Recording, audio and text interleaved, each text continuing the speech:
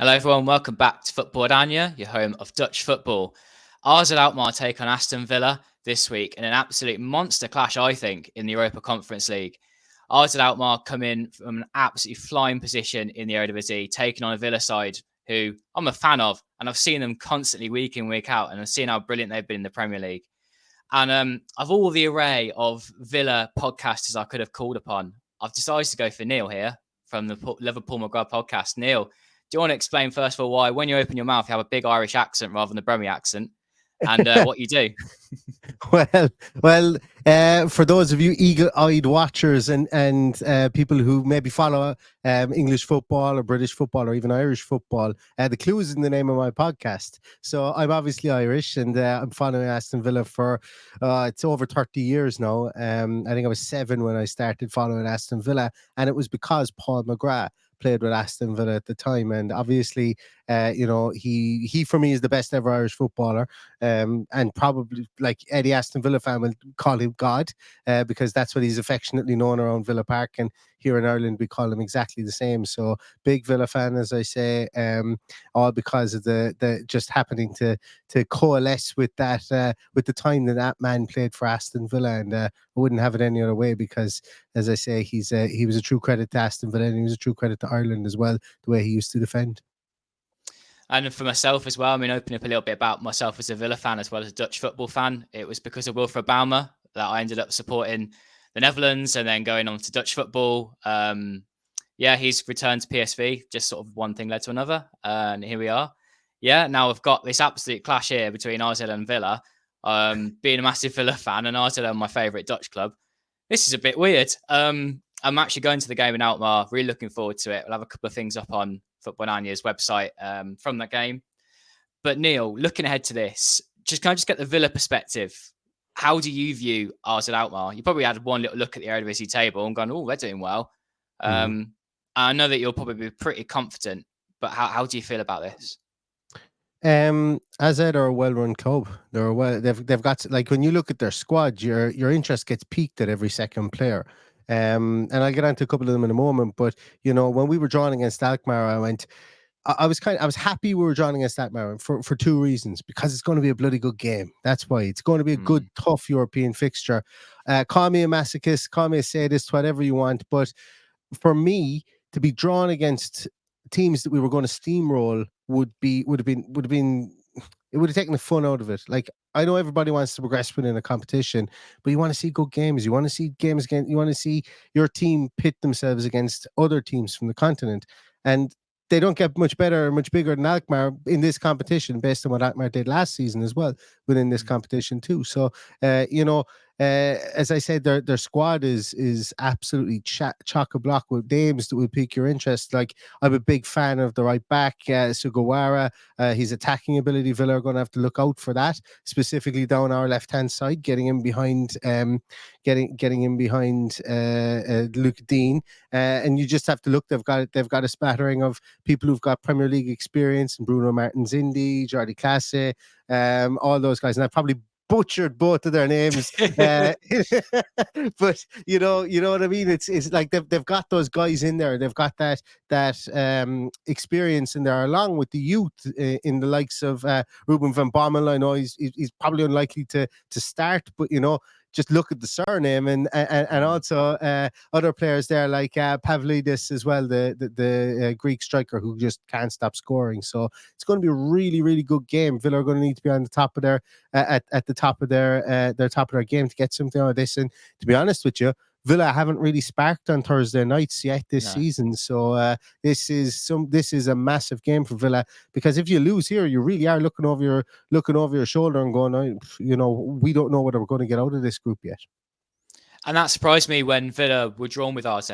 My head was thinking, well, AZ will have to do their best to finish second, because Villa are going to steamroll this group. That was my first instant reaction. And predominantly because of Villa playing rotated teams, this has kind of happened. You wouldn't expect, though, that the performance level to drop this low for Villa in the 2 games so far. I mean, they beat Zrinski, but it wasn't a great performance. And losing away in Poland, that has blown the group wide open. AZ now have to also do some hard work because of Legia beating Villa. they're going to have to win their own other games and probably even get something from one of these two games against Villa to have a chance of finishing second. I wonder though with RZ, they are really well set up when they can counterattack teams. They are doing well in the Eredivisie because they've been able to finish teams off, something they couldn't really do last season. A lot of draws, narrow defeats, especially at home, where teams will sit deep against them. Breaking down Villa will be a challenge because they couldn't really do it against West Ham last season when West Ham sat deep. I don't know how they're going to do it. I have a feeling, for me as a Villa fan, first of all, that Villa can turn up and win in Alkmaar, but only if they play a strong enough team. I don't think Emery's going to do that again, having seen how the first two games went, the cup defeat against Everton, that he will go lesser names. But with RZ, Pavlidis, of course, up front, scored like 14 goals in 15 games in all competitions. It's crazy. He's really on form, especially when he doesn't have, I don't think, high-quality wingers that are really supplying him. They are good players, but they're not fantastic. He's just finished whatever chance he's been given. So, yeah, I mean, RZ are winning games, and that's primarily because of their defence being so on point. Jordi Clasie in midfield has been outstanding. Then that'll be a fascinating battle in midfield to see how he takes on the likes of Douglas Luiz. Yeah, they've got experience, but they've also got Pavlidis just finishing off chances. That's how Ozil are doing so well so far for me. Yeah. I think you probably, last season, you could have probably labelled the same story to Aston Villa in our run at the end of last season, because we got really hot under Unai Emery, and he's just a phenomenal manager. And I know I'm preaching to the converted here with you being an Aston Villa fan, but it was one of those things whereby when we had time to breathe after our whirlwind end to the season last year, to get out of nowhere to come and steal essentially seventh place in the Premier League, which was a very joyous occasion, let me tell you. It was, for me, if Ollie Watkins didn't go on his massive scoring streak, we could have just as easily finished where Wolves finished or somebody like that in the Premier League. So it's very important to kind of capitalize when you have a system that works with the striker, that, you feed him and you stick with him. And when they go through their barren patches, you really stick with them, because they will come good again, because the system obviously suits them. And Aston Villa are kind of at that at the moment. Ollie Watkins didn't score in the first couple of games of the season, and he's roared back into form again. He's scored, I think, 5 in his last 4 games as well for Aston Villa. So he's 2 hat-tricks already this year, one against Hibs and one against Brighton as well this year. So he's definitely a man who's coming back into form, and it does sound like, the two teams are probably on a similar trajectory, I suppose, with regards to how pivotal having a striker that can be streaky and can get those goals in a concerted number of games can really help them propel them up the table and give them buffer zones so they can maybe focus their attentions on other areas or other competitions as well. So it sounds very Villa-like, really, I suppose, what you mentioned with regards to Pavlidis. Yeah, I mean, clean sheets have been their big thing. They can keep the ball so well that it's just not really a question that, will they concede 2 goals and lose a game when they've scored the first? I mean, when they went to Ajax and beat them 2-1, I know Ajax are struggling this season. They're a completely different topic entirely. But, RZ still turn up and sat deep for long periods. They could counter-attack and look really good with their pace. Of course, Pavlidis finishing chances. But they've had a couple of occasions this season where they have conceded goals, not look quite so strong. They only just qualified for the Conference League group stage in the first place against Norwegians, SK Brann. And then they lost 4-3, of course, to Zrinski, which was another bizarre result in this group. No one foresaw coming, especially when they're 3-0 at half time. I don't think RZ are going to implode like they did in that game. That was more because of probably what Villa have struggled with this season when playing in Europe. That's just a bit of complacency, I think. When RZ were 3-0 up, they thought it would be very simple. I can assure you of that. And because of that, then eventually got confidence, getting a couple of goals, individual mistakes. And it's not something I've seen from RZ apart from those 2 occasions this season being leaky. They are not a leaky team. You mentioned Sugawara. Wow, what a right back. He's going to be touted by some top European clubs anytime soon. Centre backs as well, Penetra and Bazur. Bazur was talent for many at Ajax when he was younger. Didn't really have the career many people expected him to, but he's usually a midfielder by trade, and he's dropped back into defence and looks pretty solid. His physicality is going to be really important against someone like Watkins. But yeah, I just want to get your opinion on this, Neil. Like, how do you see Villa shaping up against RZ? You obviously know the team quite well. Can you see Villa dominating this game? One of the biggest changes I think that Unai Emery has brought to this Villa team is that he wants us to be more possession dominant, to have a more possession based game. Pau Torres is very pivotal to that. I think Aston Villa will probably go out and play their full team on Thursday. I think there'll be changes than we saw against West Ham last weekend. I think we go three at the back for this game. I think Diego Carlos comes in there. I think they will have somebody that will shadow Pavlidis, because with the greatest will in the world, with this, you mentioned yourself with regards to this AZ team that it doesn't have the best quality wingers in the entire world. But you can't leave Pavlidis with a foot and a half of space there, because he's going to swivel, he's going to put it in the back of the net, or he's going to shift it to the left or right and ping it in the top corner. He's got an array of goals in him, and I think they're going to try and shut him down if they can. Bring Diego Carlos in there into the central midfield, into the center of defense, allowing you to play Pau Torres to the left centre back, Ezri Konsa to the right centre back side of him. Probably gives us that bit more maneuverability, while also allowing us to play the ball around, because the very much the ball hog in our team is one of our centre halves, and Pau Torres. He's really where a lot of things start. If Pau Torres gets 80, 90 plus touches or passes within the game, Aston Villa will win. He's pivotal to how they play from that point of view. Albeit saying that, against the team that you mentioned that AZ are going to be a counter-attacking team, and I think that they will, and they will counter-attack through Sugawara, who I will bring up again because I did a scouting series on him last summer, saying this is a right back Aston Villa should sign to be different from Matty Cash, whereby Sugawara goes forward quick and scores goals as well. So I wouldn't rule him out coming to the Premier League and even playing as a right winger, or even as that wing back. But to be able to kind of to nullify that counter-attacking threat that AZ have, I think the Villa are going to be a bit more ball dominant. I think they're going to come and they're going to try and keep it compact in midfield. I think Douglas Luiz is an absolute shoe-in to play. He is our best footballer. He is just brilliant. And if AZ don't marshal him within the middle midfield, Aston Villa will play the ball around.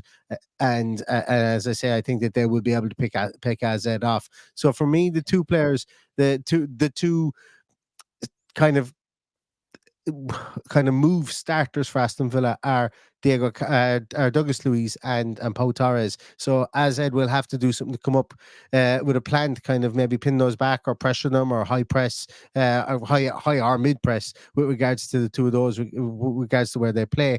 But also, I think that Ollie Watkins will start. I think Leon Bailey will get the nod for this one. I think Zaniolo might take a break for this one, or even Diaby. So we're going to still have a bit of pace and attack, and I think that Unai Emery is going to go all out for this, because I think a win, the way that the group is concertinaed with every team having a win here, I think a win against AZ at home is paramount for Aston Villa, and then we can kind of worry about what happens after that. We've got Legia, should I say? We have and then we have Mostar, Zrinski once more. So this is going to be the one. I think this is going to be the catalyst, or the key that unlocks the door, I think, for progression for Aston Villa, and I think they know that. So I would imagine there will be a very, very strong team go out here on Thursday night, and I'm really, really looking forward to it. Yeah, the game itself will be incredible. I don't. This is where you get the curse in, right? I don't think it's going to be a 0-0 this. No. Now I said it. Hedge your bets on a 0-0. But I think RZ will have, trying to counter some what you're saying there about Villa. If Diego Carlos doesn't start, Villa lack a bit of physicality in the middle. Mm-hmm. And I think if RZ can get at that with some balls out wide, using Sugawara and Michael Lachto down the right wing, bring some crosses in against Digne, for example, who's a good defender. Like, I think he's a good Premier defender. But when you think where are Villa's weaknesses, could he be someone they can look to exploit? Especially if Bailey's down that side already.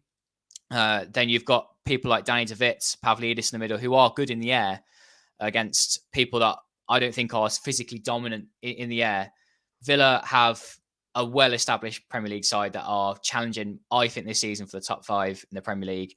Make no mistake about it. But I think if ours are going to get at them, that might be one way they can do so. I think another interesting battle for me will be the likes of Douglas Luiz, Kamara, if he plays, against Sven Meinens. Meinens is someone who could be pivotal. This is a big match for him to show what his level actually is. When you're scoring a goal or setting up a goal against, I don't know, Almere City or your mid-table teams in the Eredivisie, you're not getting the best out of someone like Sven Meinens, but will he step up to this level of game? Because that's how Dutch talents arise. They always play right in the league, but then if it comes to like the European games, and they're really good as well, those top Eredivisie games, if this is his platform to do that. Meinens is a winger by trade, but has played as a 10 and is now an 8 this season, playing next to Jordi Classy. But he is really neat and tidy in the ball. I think that he is getting better at reading the game. Good shot on him as well. So I can see why his left foot has been important with Arsenal this season, adding a bit of balance at midfield, but always having that attacking mindset about him. Can he produce some magic, or will Villa just completely snuff him out? See his inexperience in that position, taking out the game. That'll be something I'll be interested to see. And he's sorry to cut you off there, but he's a very interesting player. You know, he's got a really interesting, I suppose, dynamic to him being so tall. You know, he said he was a winger. He was one of these unicorn tall wingers that pop up every so often. And I know Dutch are known for being tall, but 6'3" wingers, they don't pop up very often. And as you said, he's steadily moved back, and I think probably his physical makeup. And the only reason I say this is because I watched their game against Herenveen at the weekend, and I watched another game which completely slips my mind as to who they played. But the game against Herenveen at the weekend, he was very much playing as an 8, and he wasn't like, while he was being adventurous, he was box to box, I think, for part of that game as well, which is probably something that, you know, it shows good footballing intelligence from a 23 years of age to have filtered through those 3 positions, because usually tall wingers go up top and play as a number 9 or go and play as a number 10. But to be able to pull back so quickly and have that footballing intelligence, he's definitely somebody Villa need to keep an eye on, because as I say, he brings that physicality, and he does look like he's got something about him. And as you say, he's one of these guys that if it starts to click, the Dutch national team are looking for those types of players, left, right, and centre at the moment. They're doing fine. Don't get me wrong. I'm not in any position to talk, being from Ireland, but our not so great international football team.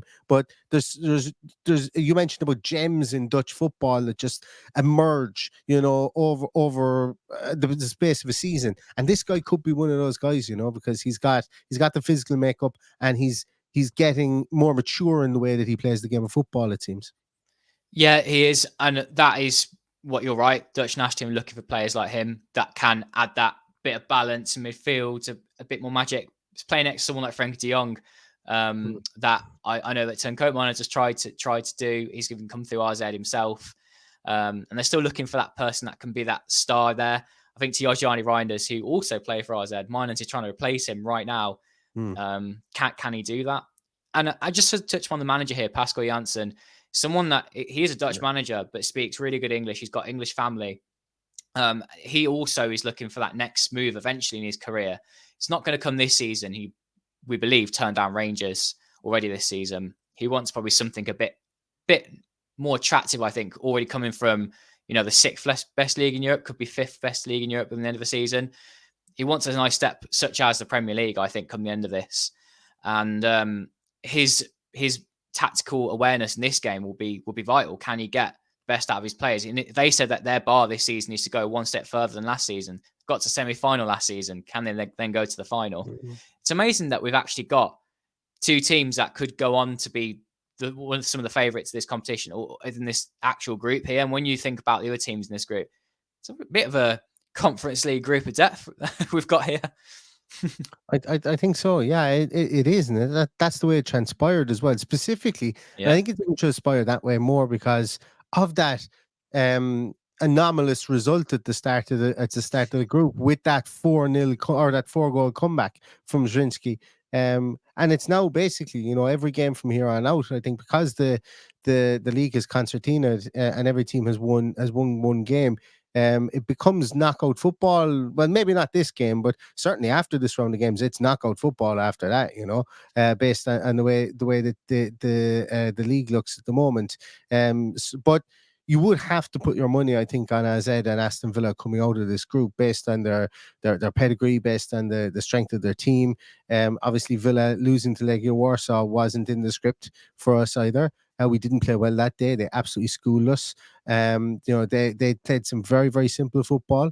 All they did was get the ball wide, switch the ball quickly, and get in behind our fullbacks, like you mentioned that the likes of Sugawara, the likes of Lakko could do against this Aston Villa team. So Villa are going to have to be a bit more disciplined. I think over the weeks, even since the Legia Warsaw game, and also prior to that, we shipped a lot of goals against Newcastle and against Liverpool by not defending the exact same tactic, of overload down one wing, switch it as quick as you possibly can down the other wing, and then catch a fullback. Villa have learned how to defend that, I hope, in more recent weeks. Brighton tried it slightly, and they lost 6. They shipped 6 goals to Aston Villa. West Ham didn't try it so much, but West Ham tried to get compact and try and stop Villa playing through the middle. But Villa, once again, as I say, found a way, albeit that, the penalty making it 2-0, I think, was a huge piece for Aston Villa. It was definitely a penalty anyway, but I think Villa grow in confidence now with regards to the way they play. And if Villa score first, they're going to be a hell of a different team to try and break down, because they really look well marshaled and they look ruthless when they score the first goal. Now, Villa have always been a team when they went 1-0 up, they were happy to try and defend. Now you see them pushing a bit more forward. The likes of Zaniolo will take the ball forward. Douglas Luiz doesn't know how to take a backward step at the moment. And Ollie Watkins, as I said, is only sniffing for goals to try and get into this England squad. So it seems to be a perfect storm at the moment, albeit, AZ and Villa are going to play this game on Thursday. I think that this will have a big bearing on who comes out of the league, but I think that these two teams should progress based on the quality of footballers that they have within the squad. If I offered you a draw right now, would you take it? Yeah, no, not at home. If this was in Alkmaar, I would say yes. I would definitely take a draw. If this was in Alkmaar at this point of the league, I would say absolutely yes. Which it is. Because it is in Alkmaar. Isn't it Alkmaar? I thought this Thursday. Oh, I thought it was the home game this Thursday. Oh well, there we go. I thought it was the home game because my co-host was telling me, "Hey, the game I'm going over to Alkmaar," and then he was talking about it as if it was like in 4 weeks' time. So I got those two mixed up. So yes, I would take a draw. That's absolutely no problem. I've no problem in changing my mind and saying, yeah, I'll take a draw if it is in Alkmaar. Absolutely. Should have came a bit more prepared than that. God, your own podcast in a minute. I'm glad we got that sorted. yeah. By the way, yeah. It's sometimes you get it wrong. I think RZ would take a draw right now anyway, because Villa are so good. But having seen Villa struggle at points this season, are they there for the taking? I still think this is a really difficult game for RZ. I think if Villa fans presume that they're going to get 2 wins here, then presume not. But then I do think that Villa fans have had their fingers burnt with the result in Poland already this season. They know that it's not going to be straightforward in Europe. However, I think if I'm going to go for a prediction for the game, I will go 2-1 Villa. I think AZ will make a game of it at some point. They'll get their goal. But Villa they have too much at the moment, especially with the form that they're in. As for where the goals come from, not too sure. But I think for AZ, Pavlidis, if anyone. How about you? I think 2-1's a good shout. I think I can't disagree. Like, it's not a game I would be confident of going there and winning by more than 1 goal. Put it that way. It could be 1-0. But then again, as I say, Aston Villa haven't been great at keeping clean sheets this season. Even when we've won big, we've conceded goals. If that makes sense, So while we have a good defense, we concede when we're 2-0 up. Put it that way. That's what we tend to do, or maybe we concede when we've been 3-0 up in some games this year as well. So I think we will concede. I think 2-1's probably a good shout. Douglas Luiz can't stop scoring at the moment. But I will say that a lot of his goals have come at home. Obviously, I think that if he starts, he's going to be one of Villa's danger men, as I said before. Watkins is going to be there. Genuinely, with this Villa team, I couldn't tell you who's going to score, because we've had games this season where Matty Cash has popped up and just started scoring goals for fun. At times this season, because of Unai Emery's system. It's a very inclusive system. It's a system that allows players to get forward, plays very much that kind of that W attack formation with that one central player in Ollie Watkins, and then trying to get players with the correct spacing and the correct shape work. That the shape work that Unai Emery and Aston Villa do is amazing from that point of view. The way that they can shuffle players into certain positions, and players look to see, right, somebody needs to be here when we're attacking because of the system that he plays. So it's pretty much anyone's guess as to who scores. But I'm going to say Leon Bailey is finally going to score away from home, and Ollie Watkins is going to score. And the Villa are going to win 2-1 as well. Well, whatever happens, I think it's going to be a fantastic game. I've got to give it the 0-0 curse, so we'll know now actually it'll be 0-0. You might have given it the 0-0 curse. I'm going to turn up at Villa Park and no one's going to be there. I don't know which one is worse. Well, Neil, thank you very much for joining me in Football-Oranje. I think everyone will know that you're such a well-rounded, knowledgeable person now, having heard your error of where the game's going to be. But Neil, where can people find you? You can find me on @LoveMcGrathPod on Twitter. We're on YouTube, any podcasting platforms as well. You'll find us. It's the beauty of being the only known podcast on the planet Earth that has Paul McGrath's name in it. So if you search for that, you'll probably find us. And we'd be glad to have you on board. As I say, I listen to lots of podcasts. I listen to the Football-Oranje podcast as well. I'm a huge follower of continental football. I love looking. I do a lot of scouting series. I spend a lot of my time watching footage of younger players, up and coming players, and having the knowledge, I suppose, of what's going on in the continent and who's maybe poking their head above the parapet. I love trying to find people who can fit into the Aston Villa system and things like that. So it's not all about Aston Villa that I do, albeit that 99.9% of it is. If you come looking in my podcast in January or any time from May until the end of August, you'll find an awful lot of scouting series and transfer based stuff as well, where I try and break down players statistically from a fit point of view and how they shape up against Aston Villa players as well. So if you want to know how I feel about Sugawara, you can go back. I did one on him this summer, and you can see I was very, very complimentary of him, and he's somebody that I would have loved to have seen at Aston Villa because of the way that he plays. So, and the other, of course, thank you. There are, of course, many players that will be on Villa's radar from the Eredivisie. Maybe they'll pick up another sign or two from that league eventually. There are some good players coming through there. And of course, if there'll be lots of Dutch football fans watching, but if there are any Villa fans watching too, come and check us out here. Football-Oranje, your home of Dutch football, English language. It's what we do. Eredivisie, Dutch national team stuff. So yeah, not just the YouTube channel, but website too. So subscribe to us if you're new. And thanks everyone for watching. Comment down below your predictions for the game, for what hopefully will be an absolute clash between a really good Dutch team and a team that is absolutely flying in the Premier League. Comment down below what you're thinking. Thanks for watching.